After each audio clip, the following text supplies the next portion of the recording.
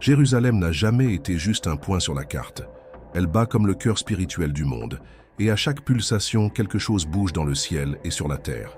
Pour la première fois en près de 2 millénaires, des signes concrets montrent que le troisième temple est plus proche de devenir réalité. Les pièces de l'échiquier sont positionnées en silence, alors que la majeure partie de l'humanité est trop occupée pour le remarquer. Mais quelque chose se dessine dans l'invisible, quelque chose qu'on ne peut plus ignorer. L'autel est prêt. Les ustensiles ont été refaits avec une précision millimétrique. Le Sanhédrin est de nouveau actif, et un nouveau grand prêtre a déjà été choisi.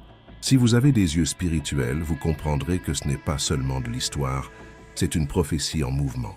Et ce que je vais vous montrer aujourd'hui pourrait ébranler tout ce que vous pensiez savoir sur le temps dans lequel nous vivons.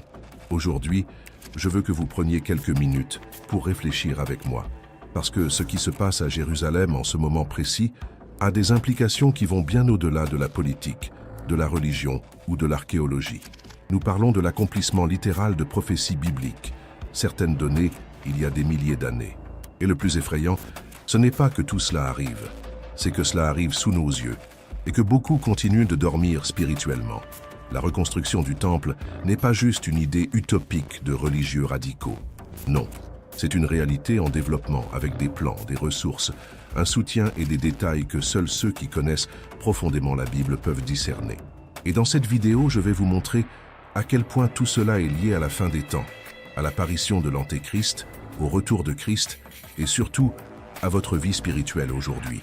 Si vous n'êtes pas encore abonné à la chaîne, profitez-en maintenant pour vous abonner. Activez aussi la cloche de notification pour ne manquer aucune vidéo, car ici, je vous apporte un contenu prophétique, biblique et spirituel, toujours basé sur la parole de Dieu. Je ne veux pas que vous viviez dans l'illusion ou que vous soyez pris au dépourvu. Je veux que vous soyez prêts, solides, remplis de discernement et de foi.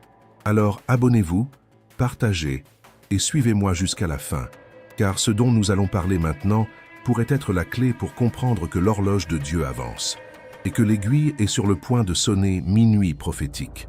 Depuis le début de l'histoire biblique, Jérusalem a été mise à part par Dieu comme une ville spéciale. Non pas parce que son sol est magique, mais parce que là, le Seigneur a décidé d'établir son nom. C'est là qu'Abraham a failli sacrifier Isaac. C'est là que David a acheté la colline qui deviendrait le lieu du temple.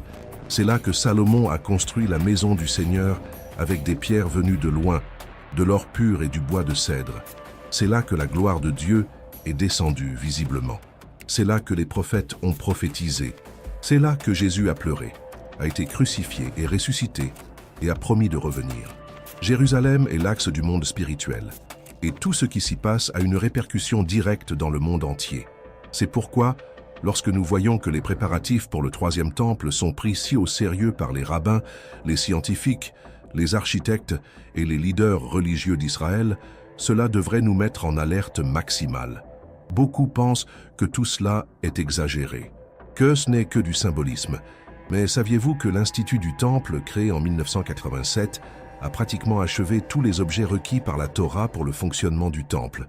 Et nous ne parlons pas de répliques symboliques, mais d'objets réels, construits selon les instructions données par Dieu à Moïse, avec les matériaux exacts: or, argent, bronze, lin fin, pierres précieuses.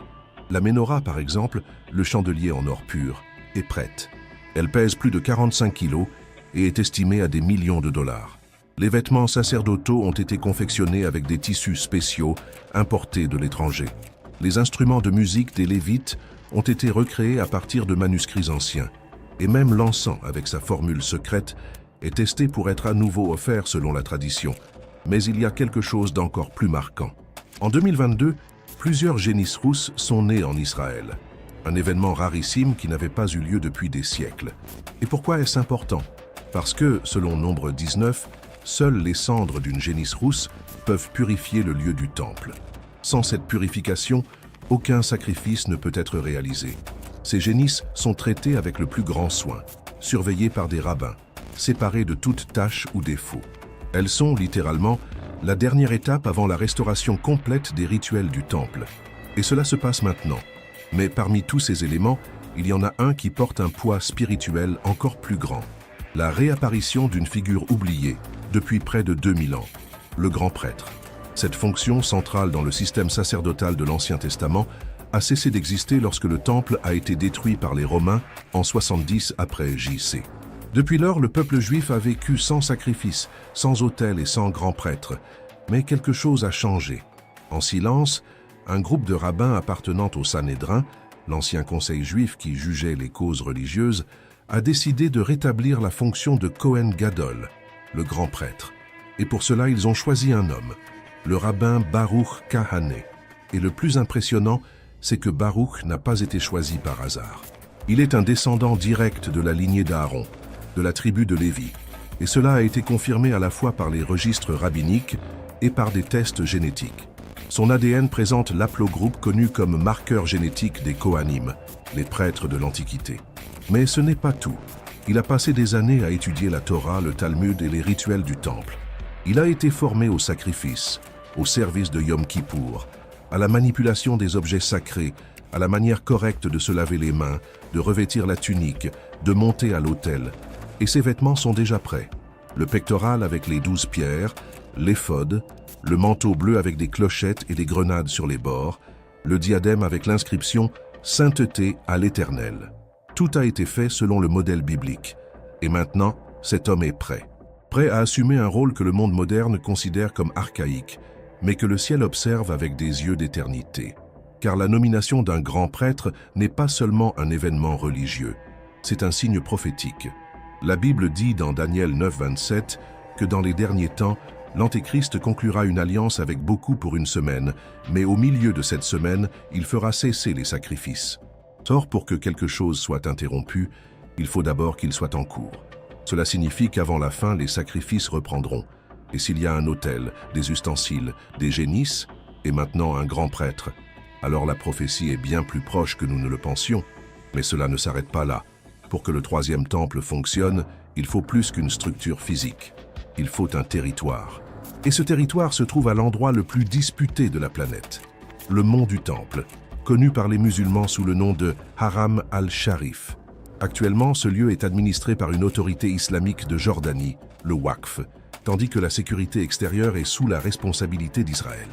Officiellement, les Juifs ne peuvent pas y prier. Le site abrite la mosquée Al-Aqsa et le dôme du Rocher, deux des lieux les plus sacrés de l'islam. Cela crée une impasse qui semble impossible à résoudre. Mais l'est-elle vraiment? Ces dernières années, un mouvement silencieux et stratégique s'est développé.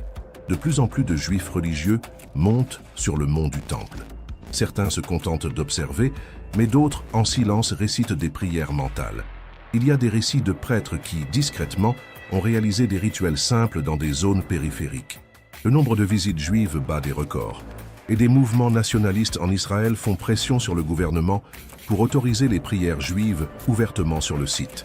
Ce qui était autrefois impensable devient aujourd'hui une possibilité. Et tout indique qu'il suffit d'une étincelle pour que le statu quo change. 3 voies sont actuellement envisagées pour rendre les sacrifices possibles sans nécessairement reconstruire tout le temple immédiatement. La première est politique. Un accord qui permettrait le partage du mont du Temple, garantissant la liberté religieuse pour tous. La deuxième est graduelle. Des changements lents et constants dans les règles, jusqu'à ce que les Juifs puissent prier et offrir des sacrifices sans restriction. Et la troisième, plus audacieuse, est l'installation d'un autel temporaire en dehors du complexe principal, dans une zone proche, où les rituels pourraient commencer immédiatement.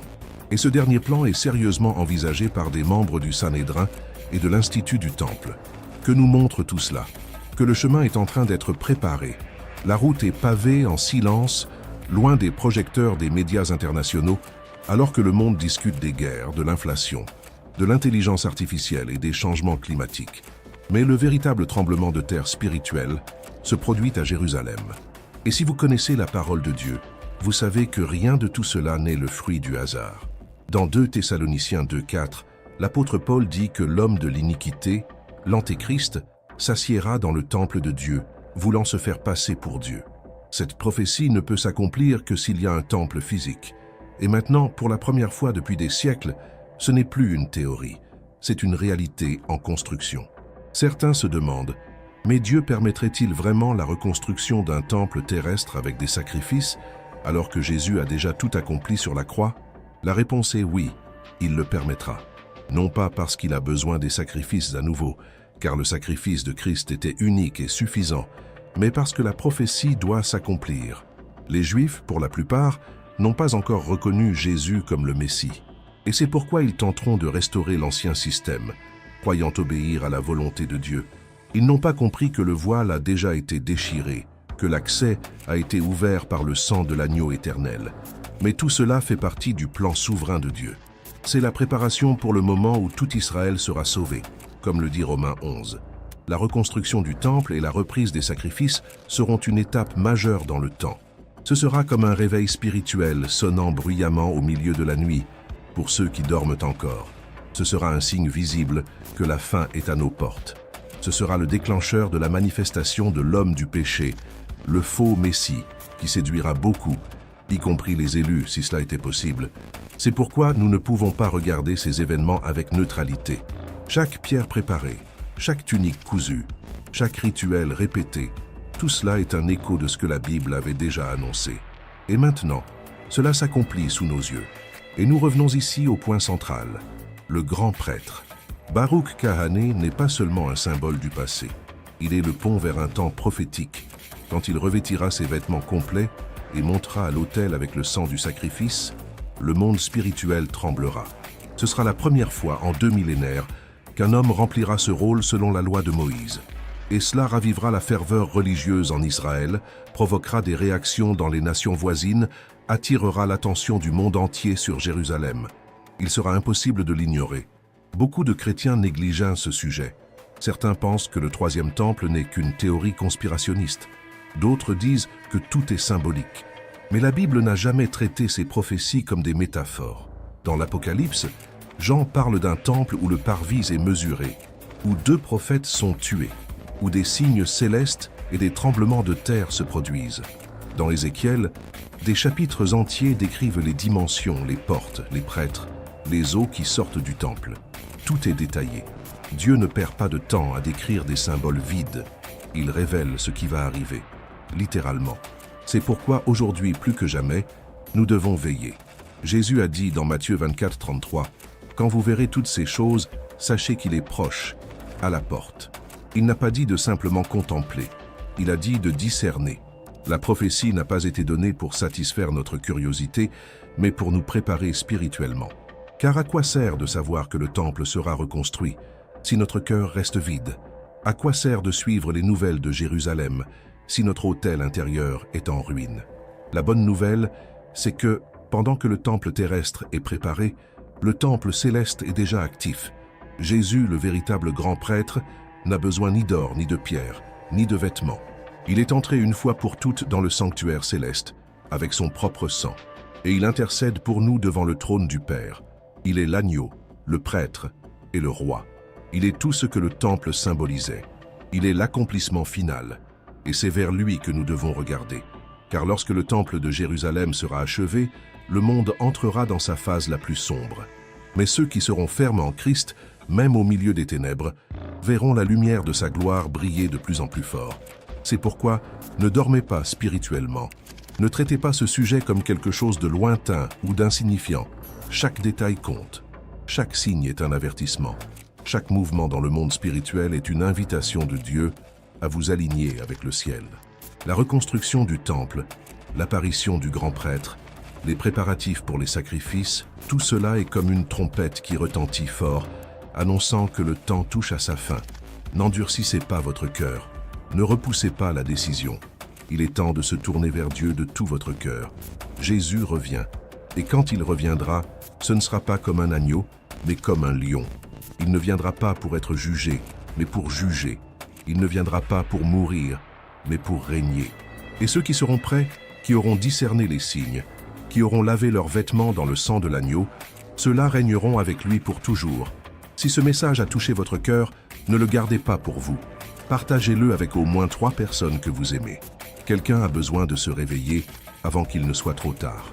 Et si vous souhaitez continuer à grandir spirituellement et à comprendre les signes des temps à la lumière de la Bible, abonnez-vous à la chaîne, activez la cloche et soyez avec moi tous les jours.